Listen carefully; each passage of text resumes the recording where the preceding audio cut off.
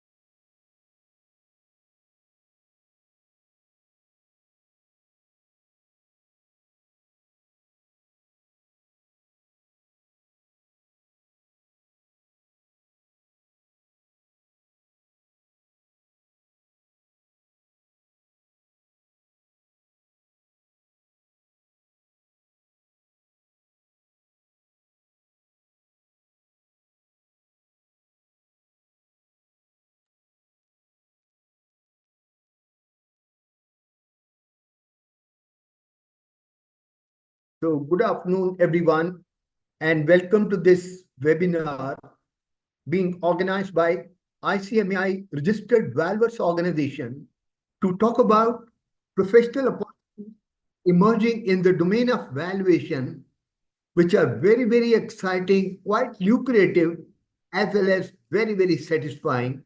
And that is what I wanted to share with you all today. What are the professional opportunities available in the valuation domain and how we CMAs can take advantage of those opportunities? Thank you so much for joining in. Just give me a second. Let me share my presentation on the screen, please. Thank you.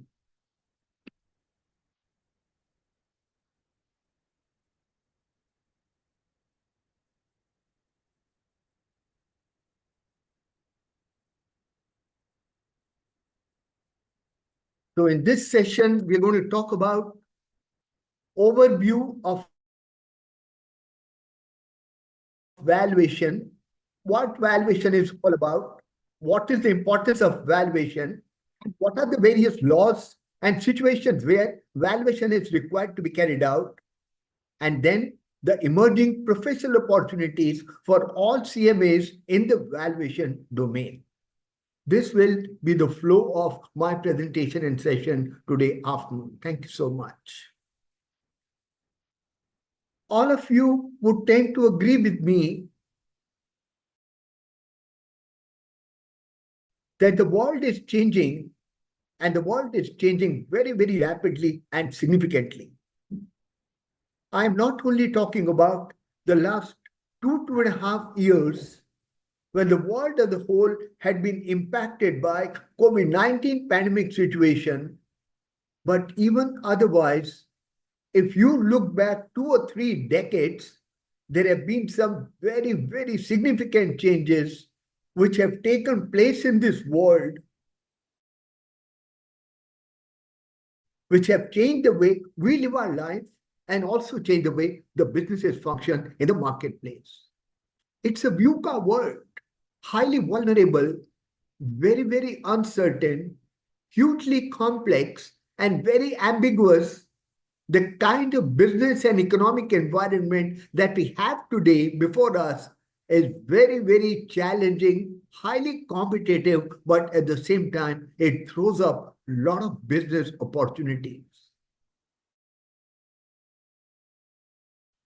In this exciting and tumultuous business and economic environment, we find that there are some companies which are so-called gold-plated companies, which have been able to weather a lot of storms, and they are still existing, sustaining in the marketplace. But at the same time, rubbing shoulders with them are also the so-called new age companies or the startups, which are mushrooming all across the world, including that in India. Incidentally, India is the third largest startup ecosystem in the world, and we have over 115 unicorns. A unicorn is a startup with a valuation exceeding 1 billion US dollars. And we have 115 already, and the number is growing week by week, month by month. Some of these businesses have some very, very innovative and disruptive business models. Let's look at some examples. World's largest travel car company does not own a single car of its own. Look at the business model. That's Uber. World's largest travel lodging company does not own a single hotel property of their own. That's Airbnb. And the world's largest retailer, Amazon, does not own a single brick and mortar store. These are amazingly disruptive business models which were unheard of till about a few decades back, but these are the realities of the corporate world in 21st century. So today, in the business and economic environment, which is highly volatile, very, very uncertain, highly competitive, we find the old gold-plated companies existing side by side, along with quite a few new age or startup companies. When you look at the performance of some of these companies in a marketplace, we find that many companies have profitless turnover. They have a great top line, but end of the day, there is no profit. And there are many companies which have cashless profit. They have profit as per profit and loss account, but then there is no cash, there is no liquidity. Profitless turnover, cashless profit, but when you look at the valuation of some of these companies, wow, mind-boggling, skyrocketing, soaring very, very high. And that's the key point that we're going to discuss today. That today, in the 21st century, it is not only the financial performance reflected by the financial statements, which is the key from the stakeholders' perspective, but actually the stakeholders today are looking for something beyond that. And they're looking for ability of the company to be able to create value, ability of the company to be able to preserve that value, and ability of the company to be able to enhance that value going forward on a sustainable basis. That is what the stakeholders today are looking at. And therefore, valuation of a company becomes very, very important in this emerging business and economic environment. Valuation is the pivot around which all economic and financial decisions are made.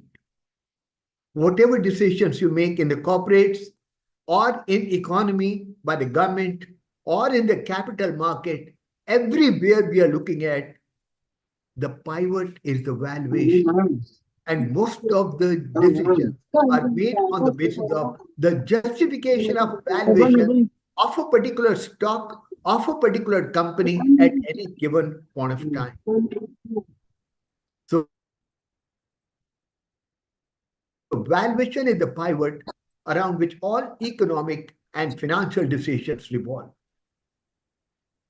Credible valuations are critical to the efficient functioning of the capital markets, the businesses, the government, and it's critically important for all the various stakeholders. Valuation is the process of determining the economic worth of an asset under certain assumptions, limiting conditions, and subject to the data available as on a particular valuation date. When you're looking for mergers and acquisitions, when you're looking for assessing whether should I make investment in a particular company or not, you're obviously interested in finding out the economic worth of a company. And because you're checking it out from future perspective, because you're going to make investment today, whatever has happened in the company in the past is over. Now you're looking at the future perspectives of the company, and therefore your estimate of valuation, your estimate of economic worth of the company will also be based upon certain assumptions. And you will not be provided, or you will not have handle or availability of entire set of data which probably you would require for carrying out valuation. And that's going to be a challenge, and that's a limiting factor. Valuation is always carried out as on a particular date. Just as you prepare the balance sheet on 31st of March, if you prepare the balance sheet of a company on 30th of March or 1st of April, it's going to paint a different picture. Maybe not much different from what it was as on 31st of March, but valuation is always carried out with reference to a particular date, which is technically called the valuation date. Valuation is important. That's because prospective buyers, they would like to have an idea what is the economic worth of an asset and how much money is justified to be paid for acquiring an asset or for acquiring a business. Similarly, valuation is critical from the seller's perspective also, because they also ought to know what should be the price at which they should be selling their asset or they should be selling their businesses in a marketplace. So, business valuation is nothing but an independent third-party appraisal of the economic worth of a company, and the valuation is carried out by valuation professionals based upon certain approaches, based upon certain tools and techniques, and thus they arrive at an estimate of the economic worth of a business or an asset as on a particular. So what valuation is all about? Well, if some of you believe and feel that valuation is fairly simple job, you get hold of the financial statements of the company, and if you're good enough at creating financial models, you can work out the valuation of a company without much of a problem. But I don't think that kind of understanding is right. And that's because valuation is not only about numbers. Yes, numbers are important. Financial data, past and future, is important. But going forward, valuation is all about creating and crafting a story about the business. How is the business likely to perform in the future? And that depends, of course, upon various assumptions, various judgments, your gut feeling, and your hunch. So please remember, valuation is not only about numbers. Numbers are the starting point, but not the end point. End of the day, you have to craft a story by weaving a concept around those numbers, and that's how the valuation is actually carried out. Valuation goes beyond financial capital. Well, in the India, when we are talking about integrated reporting, that's it's not only financial capital that's critical, but at the same time, the business is also supported by natural capital, environmental capital, social capital, relational capital, intellectual capital, and all these capitals contribute in building up a business and thus contribute to its overall valuation. So valuation is not only about financial capital, but we are looking at valuing a business or valuing an asset from the perspective of the different kinds of capital beyond financial capital.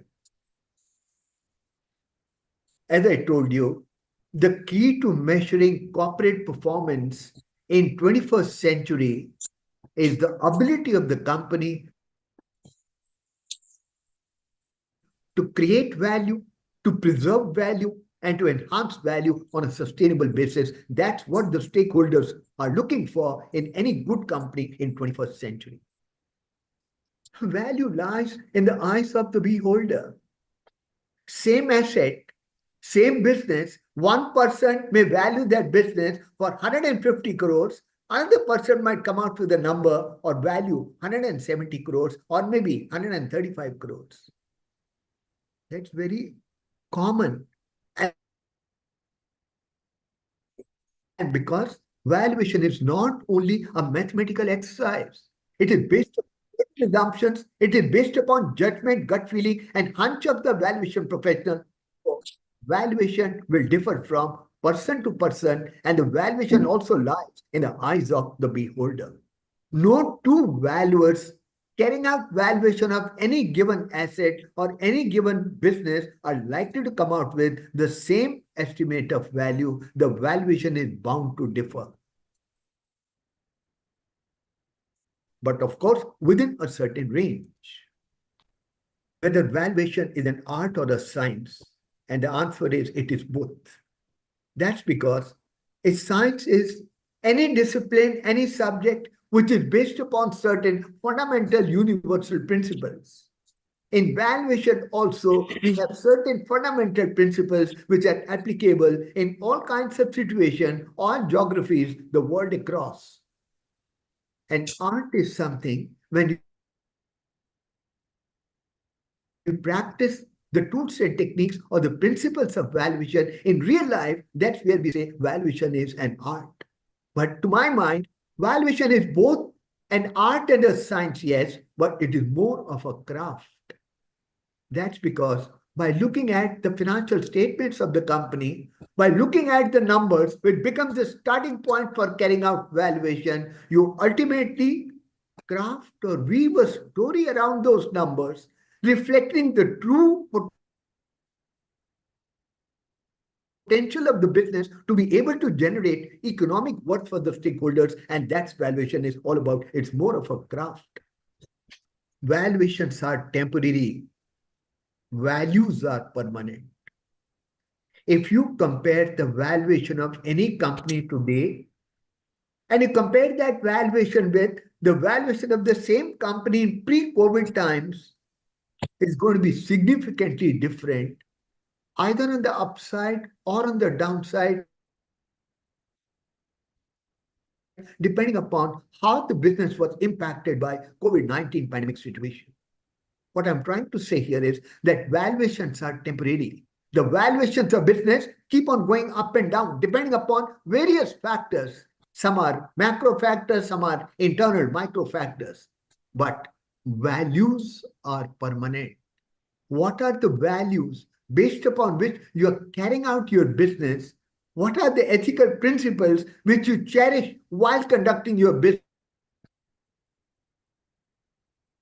These are permanent, and that's what actually creates huge value for a business in a marketplace. And therefore, you must always carry out valuation based upon the solid tenets and principles of moral ethics and human values. So let's identify and talk about what is value and how do we arrive at the estimate of value for any business. Value is actually a concept which stands on the tripod of price, cost, and value.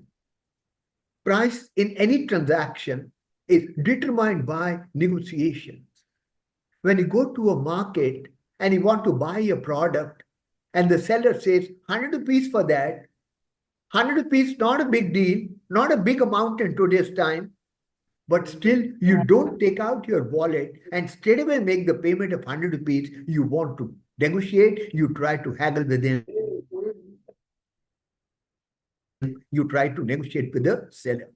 Baba, 80 should be good enough, or 85 should be good enough.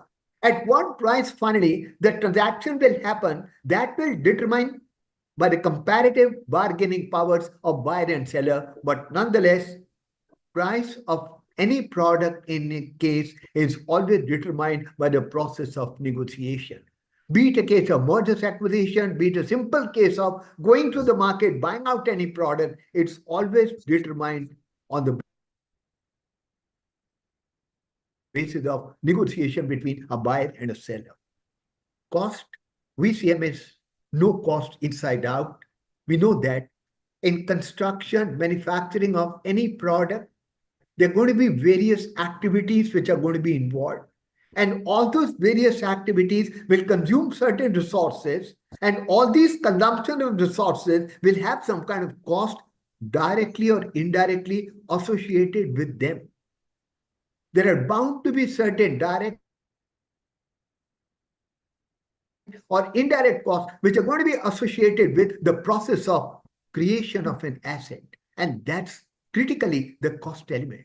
So the seller, when he wants to sell his product, carefully first of all looks at internally what is the cost of creating this particular asset, and then topping it up with some kind of a margin, he will determine the selling price for that particular product or service. So cost is very, very critical from the perspective of valuation also.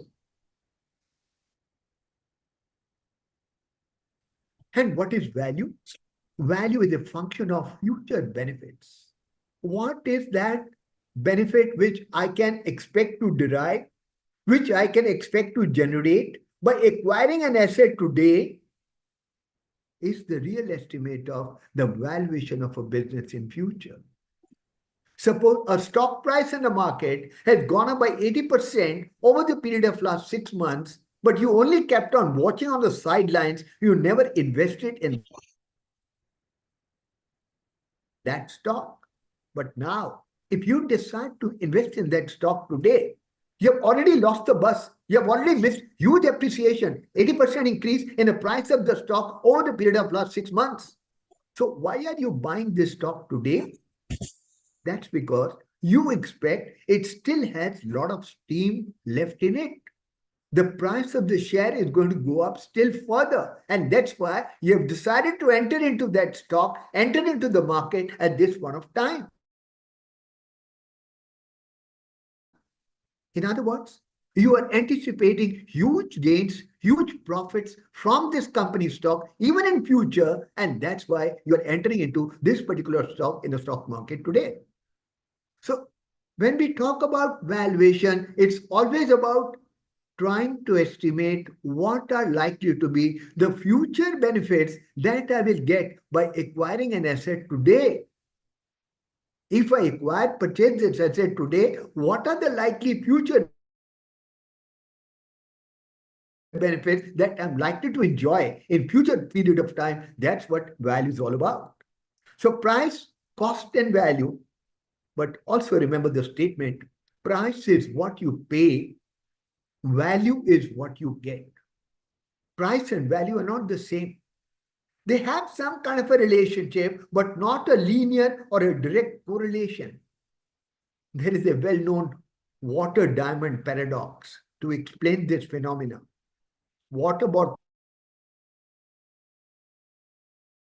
how much does it cost? 20 rupees, 50 rupees, 100 rupees at the airport. What is 100 rupees? Look at the utility and importance of water for all of us. A few drops of water can save a life.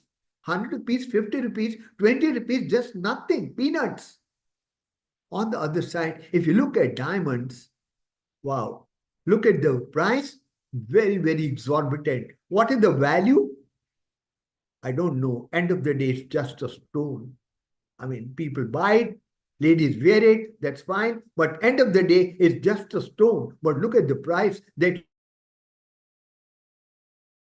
you end up paying when you decide to buy the diamonds. So that's a water diamond paradox which says that price is what you pay now in anticipation of acquiring an asset which is going to provide you value going forward in future, and therefore price is for the present, whereas value, or when you invest in a particular stock or in a particular business, that's always in the perception of or in the expectation of generating some benefits in future over a period of time.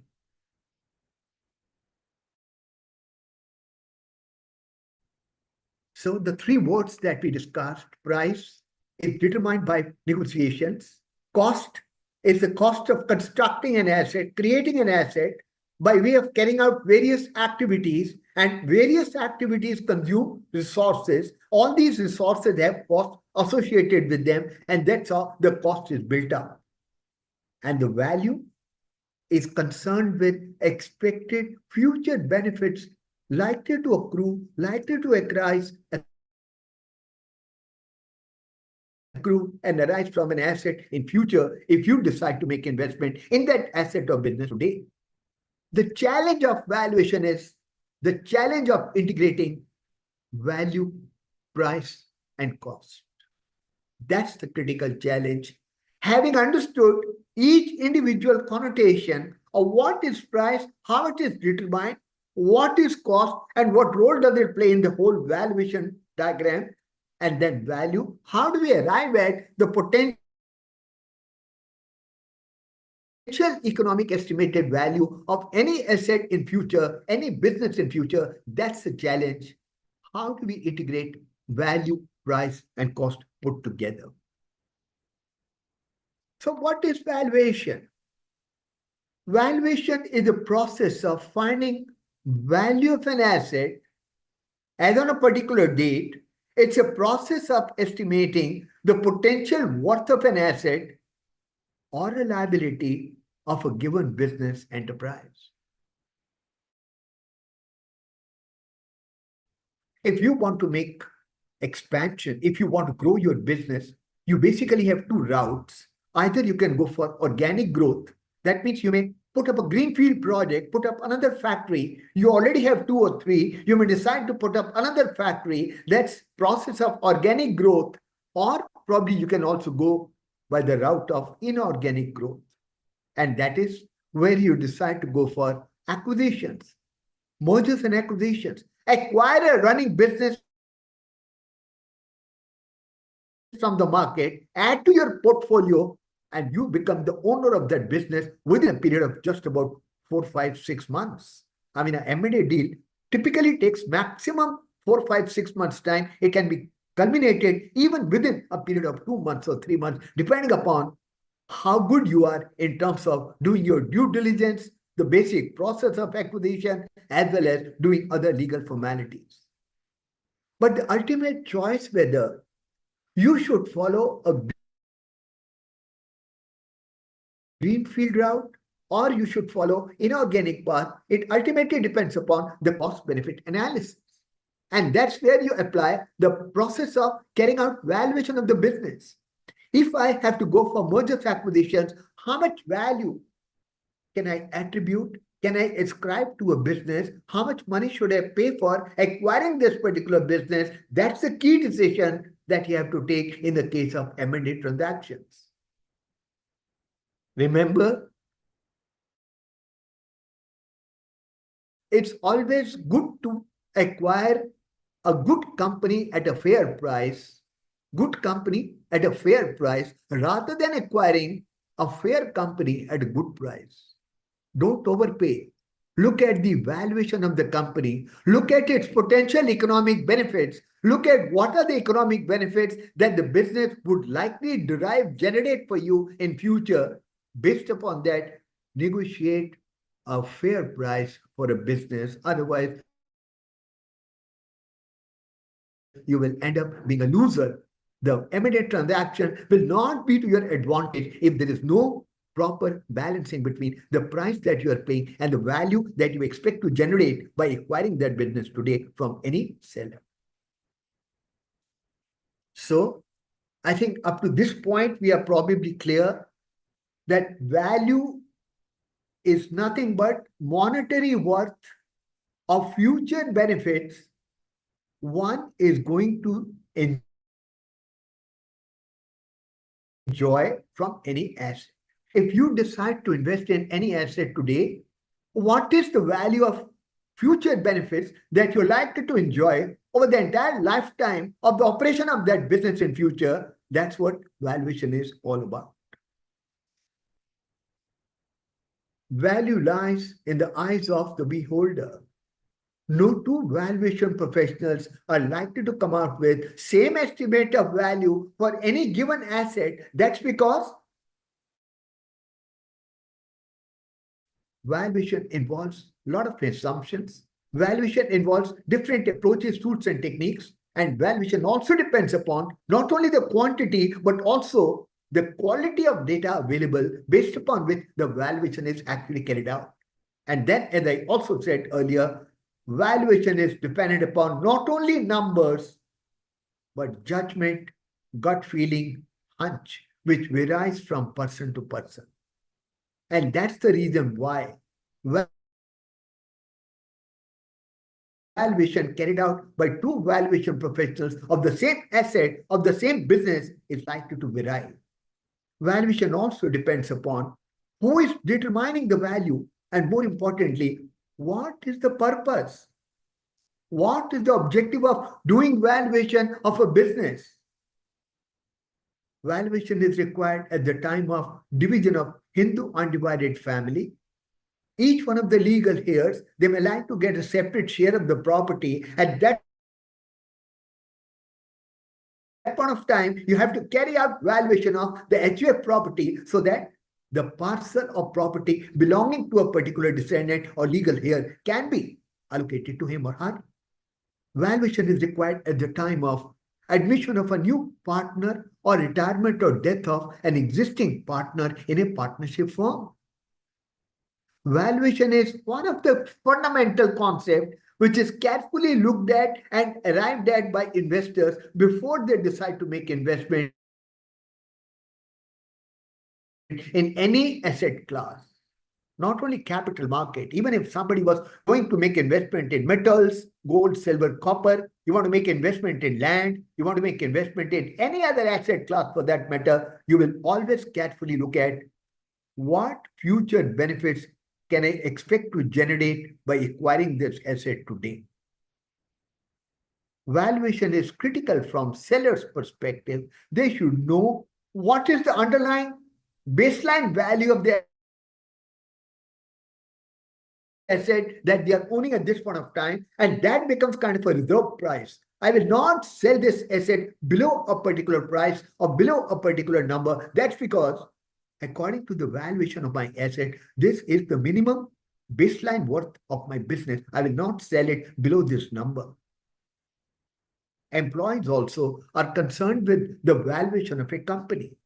And that's because many companies offer ESOPs, employee stock option plans, and therefore the value of the ESOPs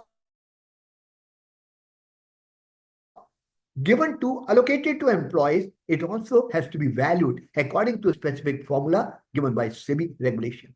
And from the buyer's perspective also, obviously, you need to check out what is the basic fundamental underlying value of this particular asset. And beyond that, of course, it will be determined finally on the basis of negotiation between the buyer and the seller. So value will differ depending upon who is carrying out valuation. No two persons are likely to come out with same estimate of value for any given asset, and it also depends upon the purpose. Why you are carrying out valuation, that has a very, very effective phenomena which has to be carefully looked at before you go for valuation. So value depends upon who is doing valuation, the purpose of valuation, why valuation, and the third critical aspect is the timing when valuation is being carried out. I give you the example that if you look at the valuation of any company today and compare that with the valuation of the same company in pre-COVID times, you will find a significant difference, either on the upside or on the downside, depending upon how that particular sector was impacted by COVID-19 pandemic situation. And therefore, the timing of valuation, typically known as technically as valuation date, is very, very critical. When did you carry out the valuation of the asset? As on that particular date, what was the value? So what is the purpose of valuation? will first have to be clearly understood as the first step in the valuation process, whether you are carrying out valuation for issuance of ESOPs or is it being done at the time of split of Hindu undivided family? Is it being done at the time of a new startup looking for getting funding from the marketplace? Is it being done for the purposes of mergers and acquisition? The purpose has to be clearly understood right in the beginning as the first step in the whole process of carrying out valuation.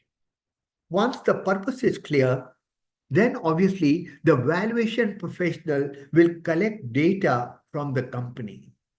The financial data, the past results, the future projections, the budgets of the company, the future plans about the company, the business model of the company, strategic initiatives taken by the company, everything will be collected from the company's management.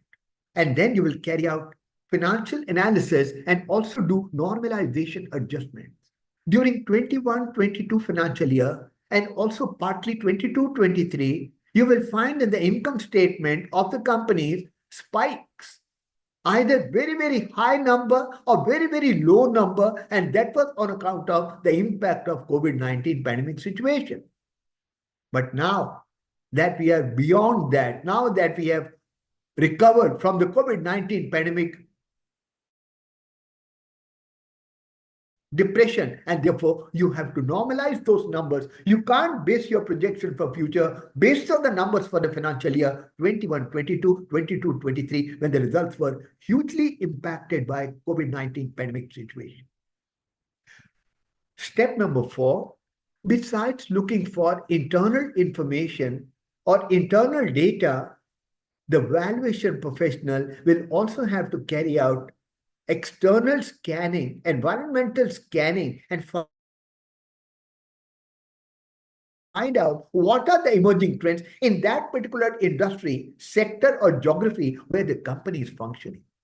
If you're looking at doing valuation of a cement company, check out what are the prospects of cement sector in future, demand, supply, export, imports, competition level, government policies, a lot of things. And thus you will get hang of things as to what is the macro environment with regard to the functioning operation of a particular business or a particular company. Also take from the management of the company their forecast about the future performance of the company. But you can't rely only on the future numbers given to you or the forecasted numbers given to you by the management. You will have to do your own validation. You check it out whether the numbers given to you as financial forecasts by the management are reliable, are they achievable, are they realistic or not. You got to apply your mind and do validation check. Step number 6 is where you will consider which particular valuation approach should you follow or should you apply in a particular case while carrying out valuation. I'm going to come to that in the next slide, but let me at least name the 3 basic approaches to valuation that are available. We have the income approach, we have the market approach, and we have the cost approach. A valuation professional has to decide which particular approach he's going to use for carrying out valuation in a particular assignment. He's free to use one, he's free to use two, he's also free to use all the 3 in one assignment. But if you use 2 or 3, you are bound to get different results, different estimates of value of a particular asset or business, and thereafter you will have to do some kind of averaging. Either a simple average or a weighted average to arrive at one single number or a particular range within which you expect the value of the particular business to most probably lie. And that's where the valuation professional has to apply his mind, he has to apply his whole knowledge, experience, gut feeling, judgment, and then decide which is the most appropriate valuation approach to be followed in a particular given case. And then the last step is doing the actual calculations. Once you have prepared a model, you have identified the particular approach to be followed, you apply that real life now, start doing the calculations, build up a financial model, use financial modeling, use Excel, use RStudio, use Python, arrive at the calculation of estimate of valuation, and then document that and prepare a valuation report. This is a simplistic path flow as to how valuation is carried out, right from the point of time when you understand the purpose, objective of valuation, till the time you come out with a final report containing the valuation estimate provided by you. This is the path flow of carrying out valuation in real life. So what are the three basic approaches to valuation? The first approach is the income approach. Under the income approach, also known as the DCF approach, the future free cash flows of the business are discounted to the valuation date to arrive at the present value of cash flows of a business, or they are capitalized using a discount rate depending on the capital structure of the company. Simple enough. If you wish to apply income approach, you have to find out the future forecasted free cash flows of the business for certain number of years going forward. And these are then required to be discounted as on the valuation date by choosing an appropriate discount rate. Looks fairly simple. Paper number 20, CMA examination, you have studied, you have done calculations, you have done certain questions on valuation, but the exam situation, theoretical situation is slightly simpler, easier rather than the real life situation. The two key challenges in applying the income approach are, first is you got to identify the forecasted free future cash flows. We're looking for free cash flow. What is the free cash flow? How do they differ from normal cash flow? Out of the total cash flow that a business generates in a given period of time, certain cash flows will be utilized for maintenance purposes, in the sense that maintaining the going concern status of the business. If you exclude that particular part, which looks at maintaining the going concern status of the business for future, then whatever is left with you out of the overall cash flows is what is called the future free cash flow. The money which is freely available to you for being spent for whatever purpose you wish, because you have duly taken care of and you have already excluded, deducted the mandatory maintenance expenditure required to maintain the going concern status of the company. Mr. Wahid, you have some question, please? Please go ahead.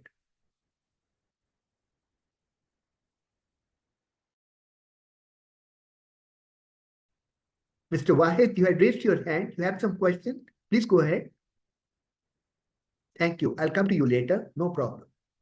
So that's the first aspect of identifying the future estimated future free cash flows of the business. The second concept of using the income approach is to identify an appropriate discount rate. When you do a question in exam, it's fairly simple. You are given, use 12% discount rate, use 10% discount rate, Baba, straightforward.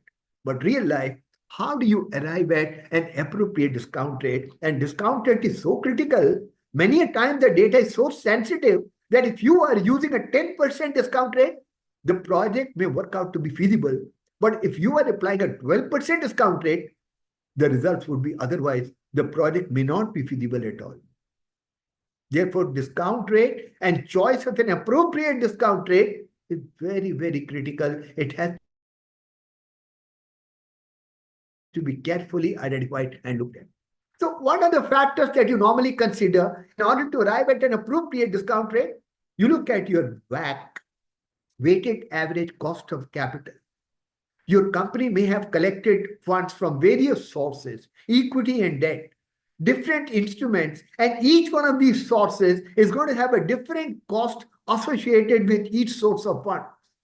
And thus, if you are using a whole mix of equity and debt sources, you will have to apply weighted average cost of capital concept with a view to arriving at a common one single number of the overall cost of the funds of the business. That can be one way by which you can select your discount rate. Your discount rate will also depend upon the prevailing inflation in the market, not only now, but more so in future, because you're trying to work out the economic benefits which are likely to arise from a business in future, 5 years, 10 years, 15 years, 20 years down the line. And therefore, you will have to check out the projections, estimates of inflation data for the next few years could be available from RBI website. You can check out Ministry of Finance website. You can check out Niti Aayog. You can check out CMIE, Center for Monitoring Indian Economy. They also have some database by which you can check out the inflation data for a number of years in the future. The choice of discount factor is also going to depend upon the degree of risk involved in a particular project. The general thumb rule is higher the risk involved in a business, more should be the discount factor. Lower the element of risk, lower should be the discount factor. That's the thumb rule that we apply while evaluating any project using a discount rate. But end of the day, let me tell you, you check out weighted average cost of capital. You also look at inflation. You also check out the risk profile of the project. But end of the day, the choice of an appropriate discount factor is a judgmental factor. You will have to apply your experience, your judgment, your hunch, your gut feeling, and it's a mix of all these factors which will help you to arrive at an appropriate discount factor to be applied in carrying out valuation in a particular given assignment. So that's the income approach. The next approach is the market approach. Under this approach, the basic hypothesis is market is very competitive. There's hardly any business today, real life, which is a monopoly. I don't think I can give any example of a monopolistic business today. There is a lot of competition. If not perfect competition, monopolistic competition. If not monopolistic, at least oligopoly is there. But there's no business today which is a monopoly. And therefore, one approach in valuation is to check out valuation of peer companies, other companies existing in the same segment, in the same sector, in the same geography. This data is available in the public domain. But yes, even if you're carrying out valuation of a cement plant, you can't compare one cement company with that of another cement company operating in the market because they are not directly comparable. There's bound to be some difference in terms of size, in terms of capacity, in terms of technology, in terms of some kind of advantage, disadvantage. There are bound to be differences. But still, if you have access to the data with regard to valuation of a cement company B, you can use that data and then make certain adjustments either on the upside or on the downside to be able to arrive at the valuation of cement company A. And that's what is the market approach. Look at the market data of other companies operating in the same sector with a view to finding out what is the estimate of value of this particular business. And then we have the next approach, which is the cost approach or asset-based approach. In this case, basically or typically, we look at the replacement cost of an asset. Suppose I'm looking to buying a ready-made house and the seller has quoted 4 crores for that. I'm having a meeting with him for negotiation coming Sunday, but I want to go prepared. I just don't want to go for negotiation just like that as a raw man. I want to prepare myself. I want to go prepared. So what I do is I hire a chartered engineer, an architect, to please give me an estimated value of this particular house on the basis of replacement cost. That is, if this house was to be constructed at this location, same structure, same design, same quality, how much will it cost today? There are people in the market who can give you this kind of estimate. Chartered engineers, architects, they will give you some kind of estimate. So I get this estimate and the value comes 3 crores 60 lakhs.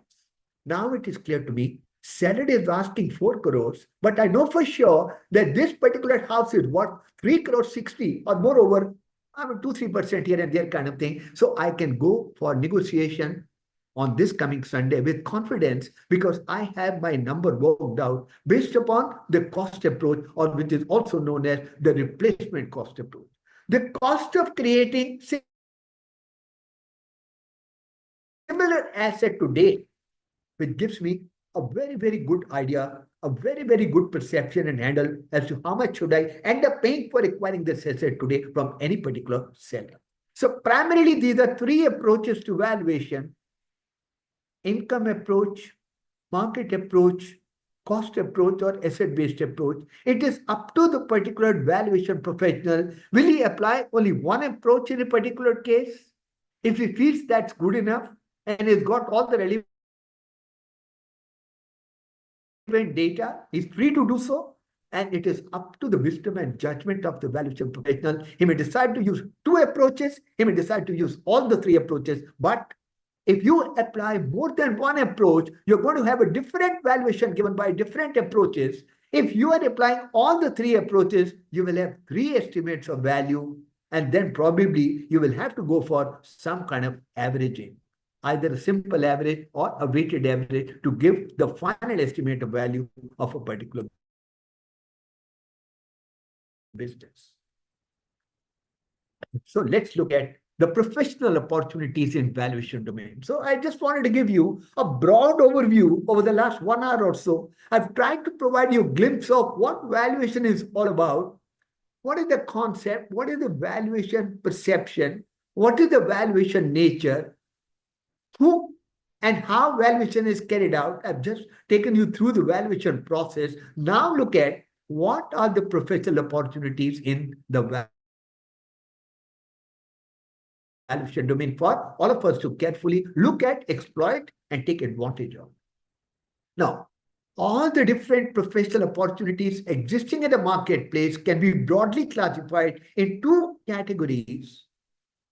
There are situations where valuation is required, but a valuation can only be done by a registered valuer.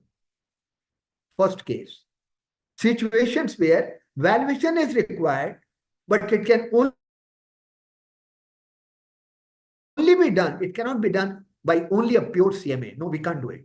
It can be done only by a registered valuer. CMAs can become registered valuers. I'm going to come and talk to you subsequently in subsequent slides. But first situation where valuation can be done only by a registered valuer.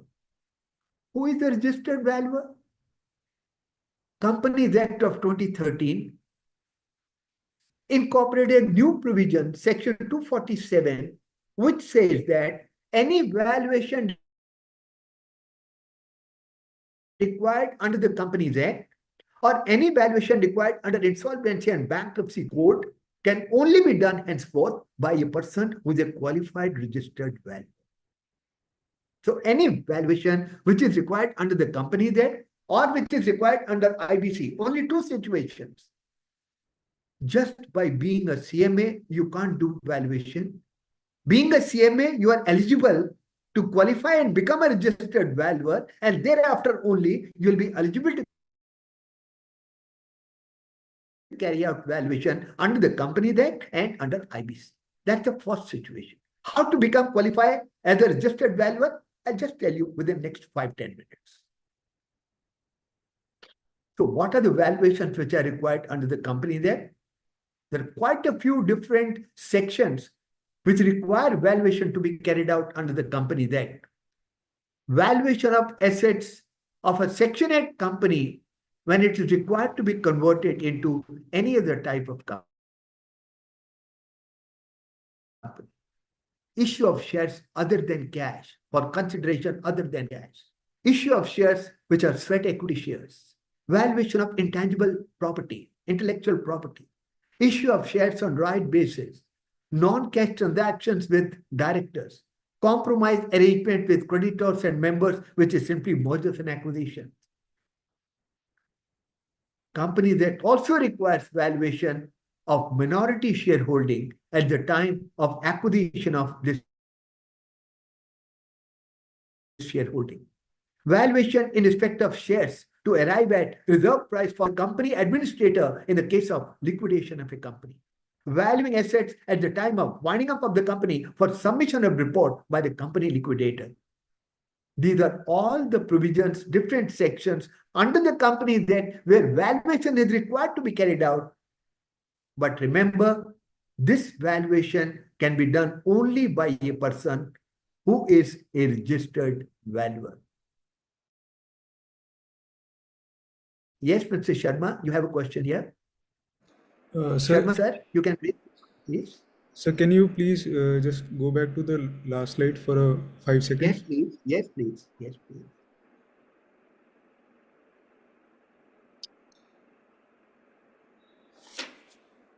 Yes, sir. Okay, sir. Thank you.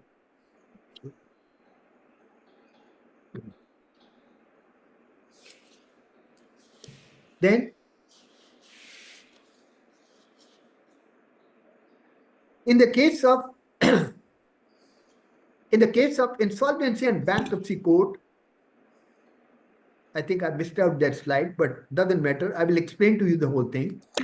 In the case of insolvency and bankruptcy court, when a company is admitted under IBC 2016 and the application is admitted under NCLT rules and regulation, then the company's corporate insolvency resolution process starts. And a resolution professional is appointed to take care and run the entire process of corporate insolvency resolution. And then there is a requirement that in each case, 2 registered valuers are required to be appointed by the resolution professional to carry out the valuations of the corporate debtors' assets. And in fact, under the IBC, they are talking about 3 different types of class of assets: financial assets, land and building, plant and machinery. For each one of these assets, 2 registered valuers are appointed by resolution professional to carry out the valuation in the case of a company under IBC. And that can only be done by a registered valuer. Only CMA is not eligible to do valuation under IBC unless you have also become a registered valuer. How do you become a registered valuer? What are the eligibility criteria? What is the process? I want to tell you within the next 5-10 minutes. Thank you so much. So these were the 2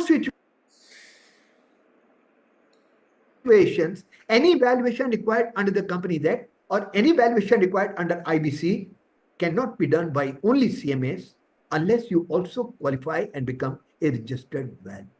That was the case. Now, coming to situations where even as CMAs, you can carry out the valuation assignment. I'm now going to talk about those situations.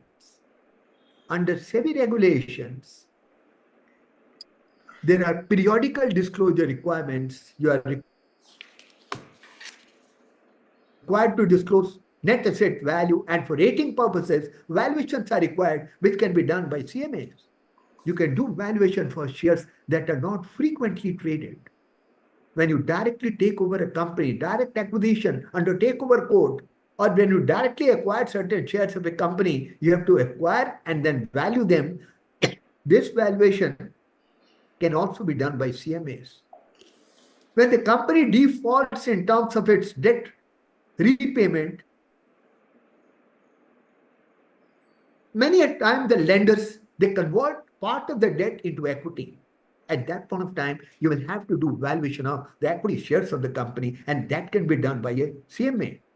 Issue of specific shares on a preferential basis for consideration other than cash, or you are required to work out fair value of equity shares which are delisted from the stock exchange, or valuation of intellectual property as required under various SEBI regulations can be done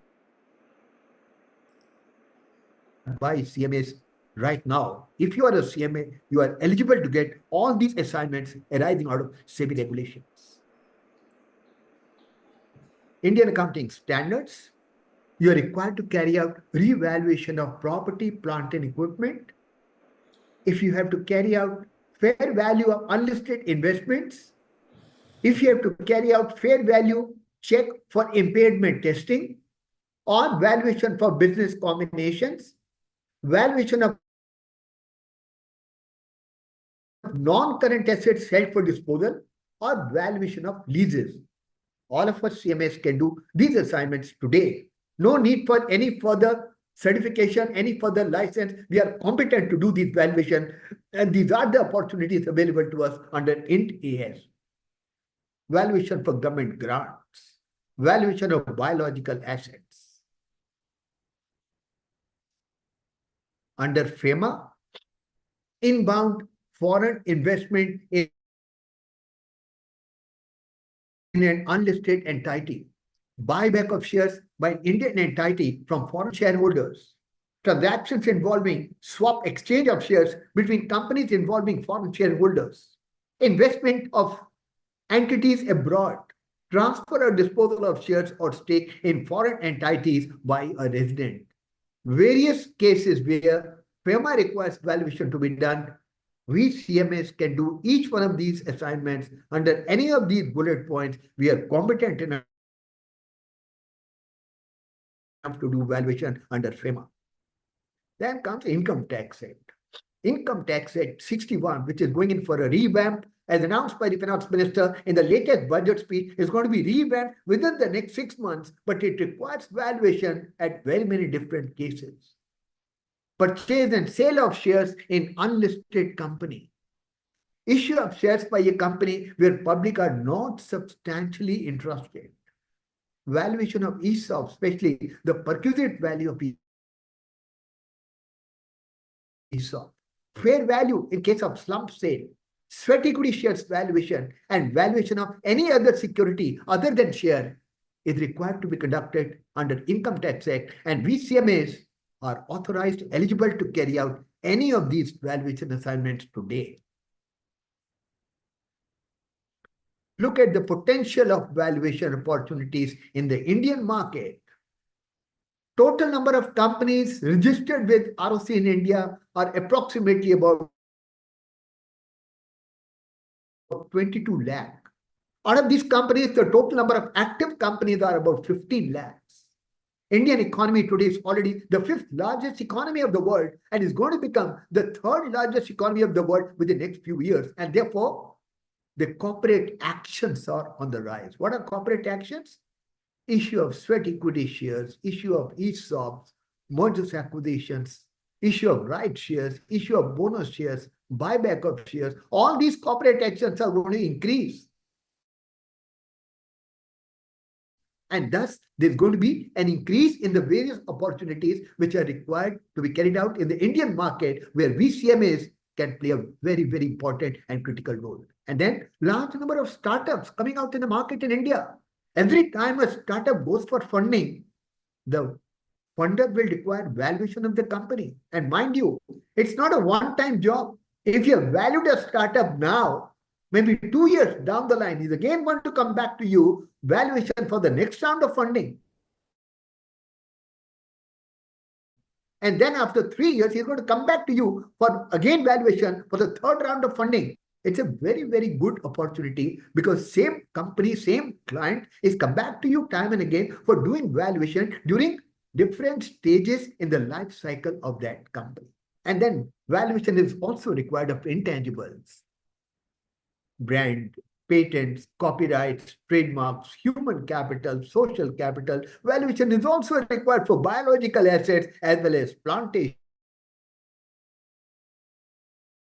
tea and coffee plantations. Huge opportunities in a marketplace.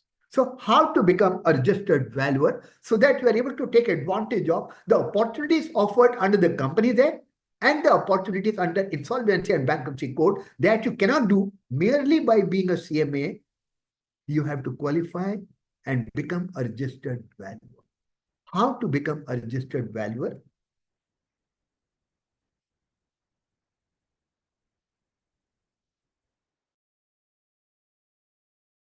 So you have to first undergo a 50 hours mandatory educational training program, which is conducted online. And for the benefit of everyone, we conduct this program over the weekends.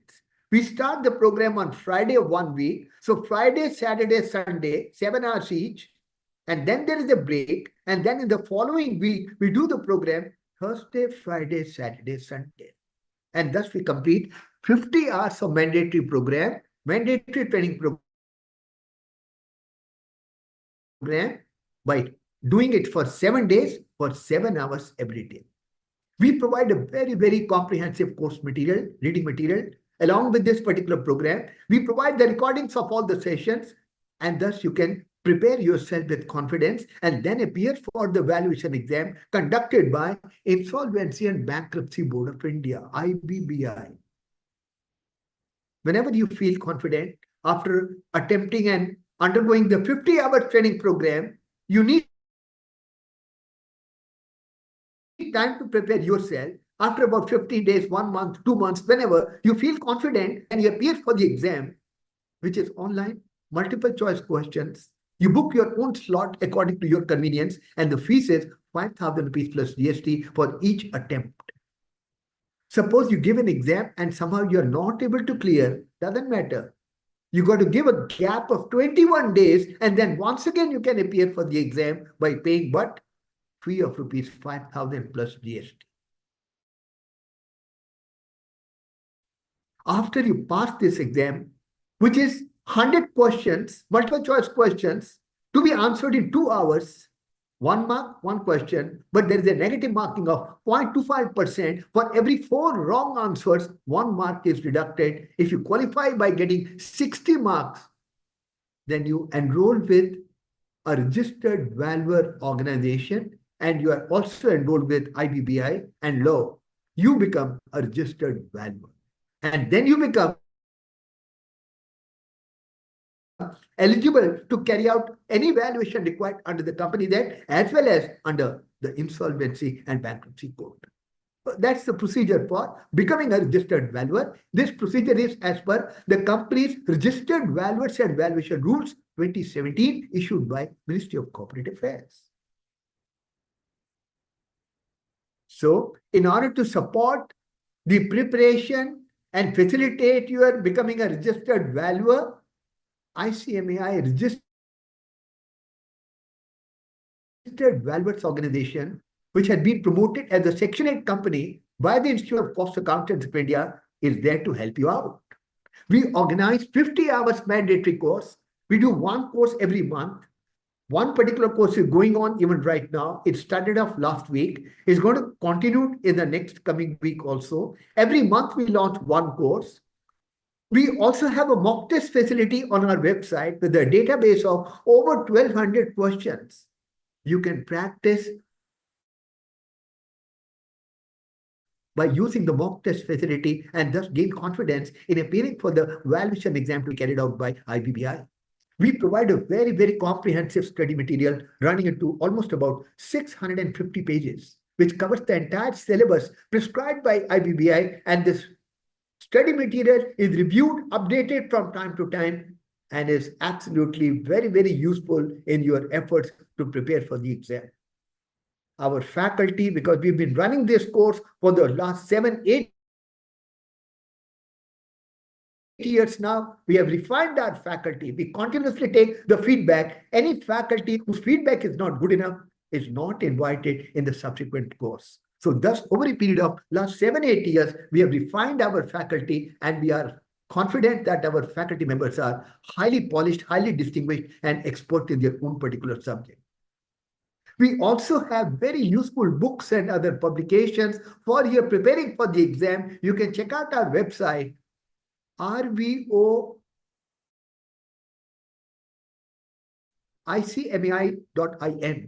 rvoicmai.in. icmai.in, where there is a complete information about the various publications and books which are quite useful for clearing this exam, and also useful once you qualify the exam. There are guidance notes, there are how to prepare reports kind of guidance, and there are different kinds of publications available on our website you can check out. Once you have undergone a 50-hour course, somehow you're not being able to appear for the exam and you want to once again brush up your knowledge, we also conduct a 2 days crash course. Saturday, Sunday, 7 hours every day. In basic 14, 15 hours of teaching, we give you a crash course preparing for the examination because you already have a basic idea. But in order to further polish your preparation, we also conduct crash course, one crash course almost every month.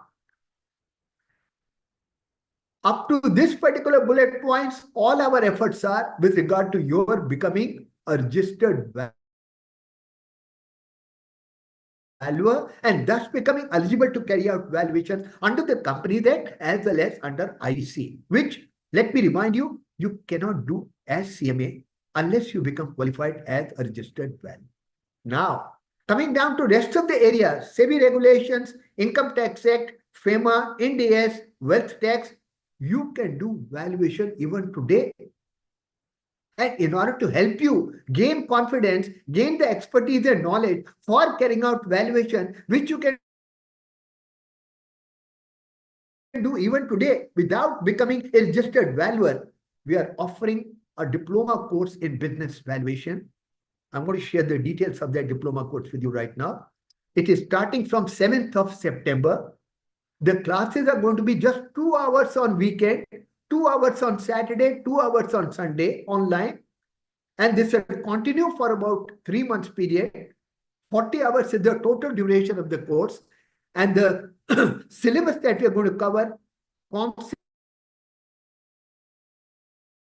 and overview of valuation, requirements of valuation and professional opportunities under various laws, approaches to valuation, tools and techniques of valuation, how to make assumptions and validate the forecasts in valuation, how to do valuation for mergers acquisitions, how to do valuation of startup companies, how ESG considerations, which are becoming very important now, environment, societal and governance considerations are important in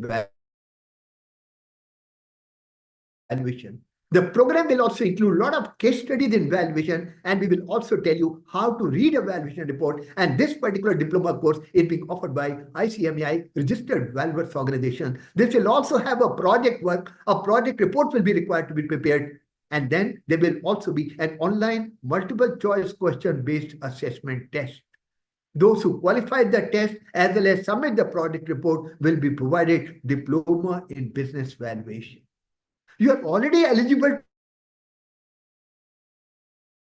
to do valuation under various acts, but probably you don't really have that expert knowledge which is required for carrying out valuation under those various laws. This diploma is going to help you a lot. So the fee that we have kept is discounted fee for CMA members, just about 9,000 rupees plus GST 18%. On this fees also, we're giving a further discount of 20%. So the fee is only 7,200 plus GST. We already have a large number of registrations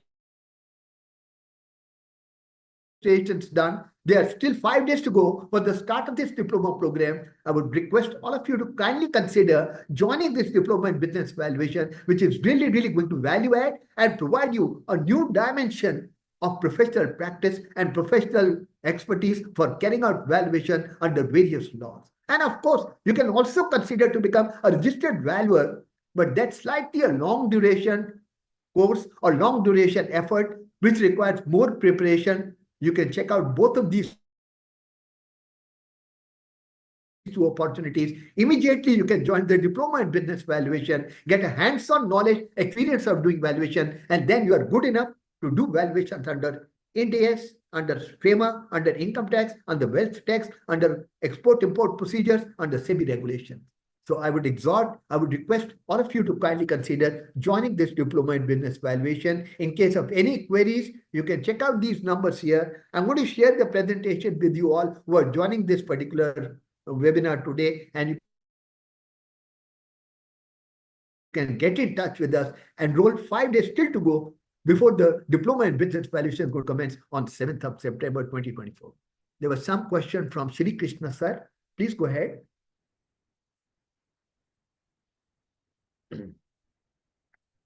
Shri Krishna sir, you have some question? Shri Krishna Enampudi sir, you are on mute.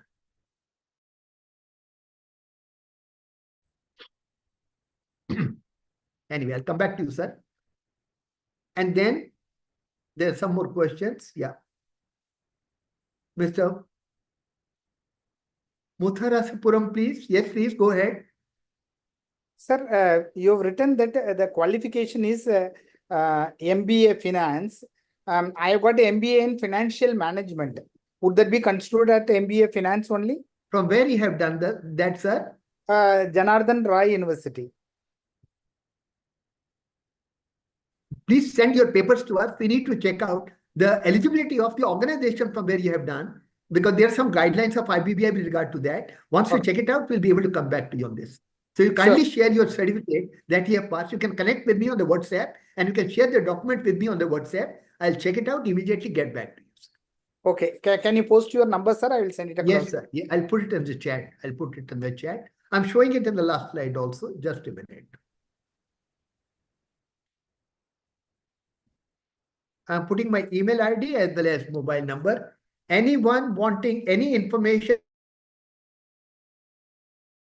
about becoming a registered valuer or for joining diploma course in business valuation, you're most welcome to directly contact me on mobile number 98101-62341 or on my email ID md@rboicmai.in. But believe me that there are going to be huge opportunities, professional opportunities in valuation domain going forward in India. Please take advantage of that particular scenario. You can immediately possibly join diploma in business valuation, and that will give you prospects of professional opportunities in SEBI regulation, FEMA, income tax, wealth tax, banks, everywhere. And if you want to do valuation under Companies Act and IBC, for that you will have to qualify as a registered valuer, pass the IBBI examination, and we are there to help you out and support you in your efforts to become a registered valuer. Whatever help you can do, kindly let us know. We are there to help you out, sir. Thank you so much. That's where I close my presentation, formal presentation. But in case there are any questions, any views expressed by any one of the members, I'll be pleased to answer a few questions. Good. Some of you have already deposited fee for the diploma program. Thank you so much for joining it. I'm sure it's going to be worth your effort and time and money. You're really going to learn a lot about the valuation, because the entire course has been designed in a way that it's going to give you practical orientation using hands-on exercises, case studies, and things like that. And for those who are not yet registered, I would request you to kindly carefully consider joining the diploma course in business valuation, which will throw up a lot of new opportunities for you in the professional domain in whichever way you are working. Regarding the project report for the diploma course, we are going to assign a particular topic to each one of the candidates, and will be required to carry out valuation of that particular business or that particular asset and submit a report. And then based upon the report, you'll be evaluated in addition to the MCQ-based online assessment test that we'll be conducting. Once you qualify both ways, then we'll be awarding you a diploma in business valuation. So we still have 5 days to go. The program starts on 7th evening, 6 to 8. I'm going to take the first session over there. Let's meet over there in that particular session. Any questions? I'll be pleased to answer. So this course is not only about financial assets valuation, it will cover overall valuation concepts. What are the different techniques? What are the different ways in which valuation is carried out? It's going to cover everything for that respect. Sir, the diploma course on financial modeling and valuation, which was earlier being offered by the institute, it has since been discontinued because we now have a special organization, RVO, Registered Valuers Organization, which is also a subsidiary company of the institute only. So this course is now being offered only by ICMAI Registered Valuers Organization and not by the institute. Second thing, you have asked for how does it differ in terms of the content. The name of the course there was Financial Modeling and Valuation. Out of 7-8 topics which were given in the syllabus, only last 2 topics were pertaining to valuation. The other 5 basic topics were relating to financial modeling. But in our case, we are offering all the topics which are straight away focused on valuation. Financial modeling will be a part of the entire course, but our focus will be on valuation. That's the key difference in terms of content. The fee for registered valuer course, first you have to undergo a 50 hours mandatory course. The fee for that is 20,000 rupees plus GST. 20,000 rupees plus GST. And once you qualify the exam, then you have to become a member of Registered Valuers Organization, where the initial enrollment fee will be 5,000 and annual membership fee will be 10,000. But right now, to undertake that 50 hours mandatory education course, the fee is 20,000 plus GST.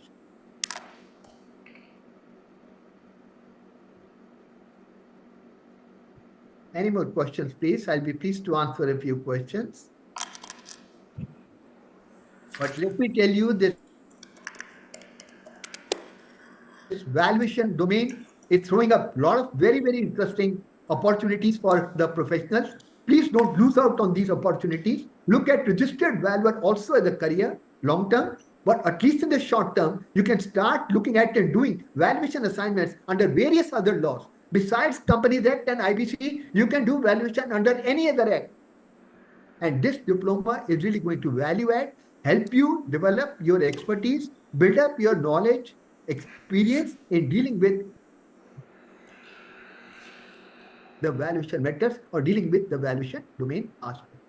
So if there are no further questions, let me thank you all for joining us today, this evening, for this webinar on valuation, and look forward to keeping in touch with each one of you. Thank you so much.